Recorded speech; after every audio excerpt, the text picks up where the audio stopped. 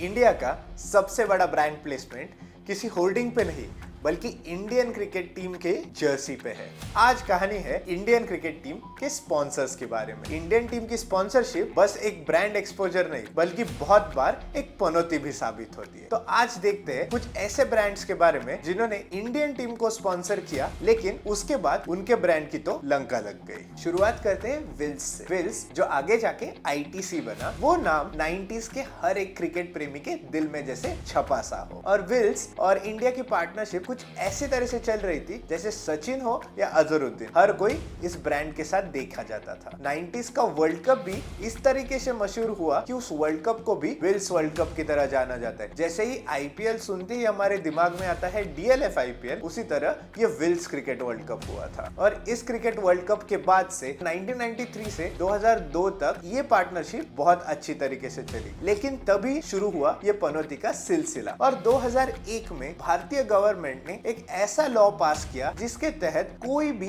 दारू, सिगरेट या नशीली पदार्थों का ब्रांड एडवर्टाइजमेंट्स नहीं कर सकता था। और इसी तरह खत्म हुई इंडियन टीम और विल्स की ये पार्टनरशिप। वैसे देखा जाए तो आईटीसी का ब्रांड आज भी बहुत अच्छी तरीके से चल रहा है। तो ऐसे तो हम नहीं बोल सकते कि जर्सी का श्राप इन्हें लगा है, लेकिन इसके बाद के जो ब्रांड्स है वो शायद इतने लकी नहीं थे। और आईटीसी के एग्जिट के साथ एंट्री हुई सहारा इंडिया परिवार की। सहारा और इंडिया की पार्टनरशिप इंडियन क्रिकेट के लिए तो बहुत ब्राइट थी, क्योंकि उसी जर्सी के साथ इंडिया ने 2 वर्ल्ड कप जीते थे। और सब इंडियन प्लेयर्स और फैंस सहारा की पार्टनरशिप के साथ बहुत खुश थे। लेकिन ये सहारा की फैमिली के बारे में नहीं कह सकते। सहारा इंडियन परिवार इंडियन क्रिकेट टीम के लिए तो लकी साबित हो रहा था, लेकिन ये खुद सहारा के लिए नहीं कह सकते, क्योंकि जैसे इंडिया ने 2011 का वर्ल्ड कप जीता, उसके बाद से शुरू हुई ये जर्सी स्पॉन्सरशिप की पनौती। और सुब्रत राय सहारा को बुलाया सेबी ने अपने दफ्तर में, और उन्होंने कहा कि आपने इलीगल तरीके से पैसे कमाए। और उसके बाद क्या था? Court cases, investigation. 2014 में सुब्रत राय सहारा तिहाड़ जेल में, और उसके चलते उनके ब्रांड पे लगा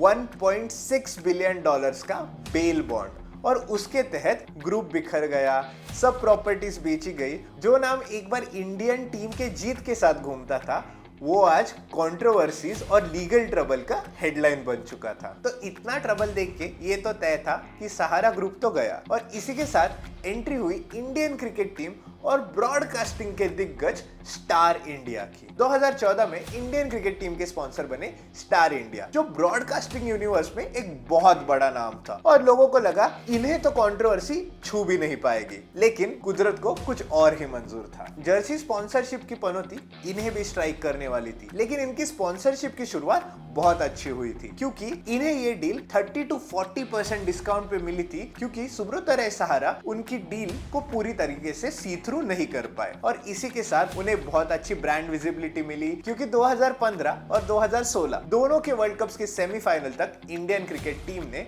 अपना सफर तय किया। और इसी के साथ विराट कोहली और एमएस धोनी जैसे दिग्गज इनकी जर्सी पहन के बहुत शान से घूमते थे, तो उनकी ब्रांड इक्विटी तो जरूर बढ़ रही थी। लेकिन 2015 और 2016 के सेमीफाइनल के साथ उन्हें लगा कि उन्होंने ये ब्रांड इक्विटी पूरी तरीके से कैप्चर कर लिए, और इसीलिए वो डिस्काउंट पे मिली हुई स्पॉन्सरशिप उन्होंने फिर एक बार रिन्यू नहीं की, क्योंकि सीन में आए ओप्पो।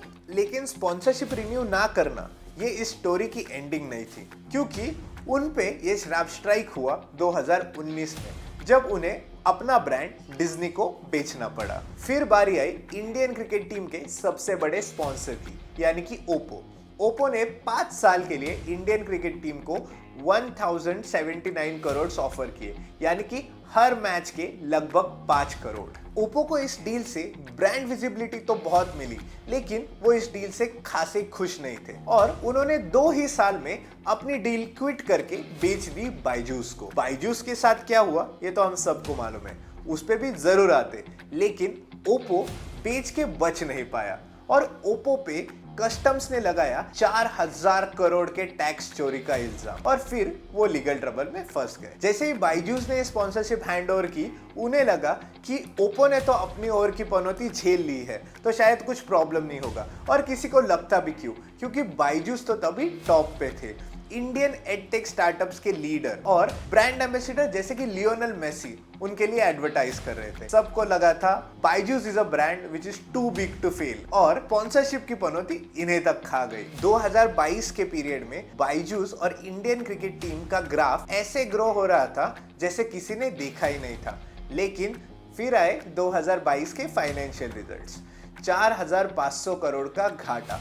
इसी के साथ इन्वेस्टर्स हो या बोर्ड ऑफ डायरेक्टर्स सब ये कंपनी का साथ छोड़ने लगे। यहाँ तक कि ऑडिटर्स ने भी रिजाइन कर लिया और $22 बिलियन के वैल्यूएशन वाली कंपनी आज $10 बिलियन के भी नीचे आ चुकी थी। मार्केट में उनका हाल इतना बुरा हुआ कि वो बीसीसीआई का स्पॉन्सरशिप कॉन्ट्रैक्ट तक तोड़ना चाहते थे, लेकिन बीसीसीआई ने कहा कि अभी और 1 साल तो कम से कम पूरा करना पड़ेगा। और इसी के साथ बायजूस के ऊपर बीसीसीआई तक का 150 करोड़ का कर्जा चढ़ चुका था। और फिर बारी आती है हमारे लास्ट हीरो की, यानी कि ड्रीम 11, फैंटेसी वर्ल्ड का बादशाह, हर एक साल प्रॉफिटेबल और एक बहुत फेल प्रूफ मॉडल। सबको लगा ड्रीम 11 तो इससे बच ही जाएगा। और स्पॉन्सरशिप के एक ही साल में इंडियन गवर्नमेंट ने उनके इंडस्ट्री पे लगाया 28% टैक्स। सबको लगा इससे बुरा उनके साथ क्या ही हो सकता है। 28% टैक्स तो वो सह लेंगे क्योंकि उनका गेम और प्रॉफिट मार्जिन बहुत अच्छा था। लेकिन उसके साथ अगले साल ही आते हुए इंडियन गवर्नमेंट ने बहुत रिसेंटली एक ऐसा लॉ पास किया जिसके थ्रू रियल मनी गेमिंग और गैम्बलिंग एक्टिविटीज को इलीगल करार किया गया और हर एक कंपनी जो इसमें पार्टिसिपेट करती है उनके ऊपर 2 करोड़ का फाइन और कम से कम 3 साल की जेल डिक्लेयर की। ड्रीम 11 के ऑफिशियल्स ने डिक्लेयर किया कि वो उनका मेन बिजनेस यानी कि फैंटेसी स्पोर्ट्स से हटके कुछ और ट्राई करेंगे। यानी कि ड्रीम 11 को तो स्पॉन्सरशिप की पनौती इतनी जोरदार लगी कि उन्हें अपनी मेन बिजनेस से हटके कुछ और शुरू करना पड़ा। इंडियन जर्सी की स्पॉन्सरशिप ने सहारा से लेके बायजूस और ड्रीम 11 जैसे बड़े बड़े ब्रांड्स को दहते देखा है। तो क्या लगता है इंडियन क्रिकेट टीम का अगला स्पॉन्सर कौन होगा और क्या ये पनौती उन्हें भी लेके डूबेगी? बताइए हमें कमेंट पे। आपको ये वीडियो अगर अच्छा लगा हो तो इस वीडियो को लाइक करिए, हमारे चैनल को सब्सक्राइब करिए और ये वीडियो अपने दोस्तों के साथ शेयर करना ना भूलिए। Thank you.